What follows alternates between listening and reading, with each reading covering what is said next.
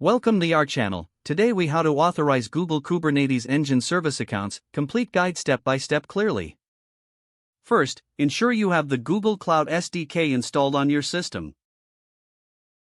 Open your terminal or command prompt. Authenticate your Google Cloud account by running the command cloud-auth login. Set the desired project using cloud config set project, your _project _ID. Next, navigate to the Google Cloud Console. In the left sidebar, go to I am an admin and select Service Accounts.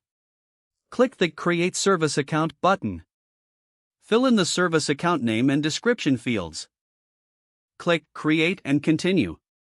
Assign the necessary roles to the service account based on your needs. Then, click Done to finish creating the service account. Note the service account email for later use. To authorize this service account to access Google Kubernetes Engine, go to the Kubernetes Engine section. Select your desired cluster from the list. Click on the Permissions tab. Here, you can add the service account by clicking Add Member. Input the service account's email in the field provided. Next, assign the appropriate role, such as Kubernetes Engine Admin, to the service account. Click Save to apply the changes. Now, you need to create a Kubernetes secret to store the credentials. Run the command kubectl create secret docker registry, secret_name, docker server sadface docker_server. Replace the placeholders with your actual values.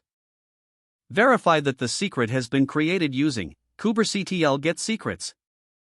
To associate the service account with the secret, modify the deployment or pod configuration.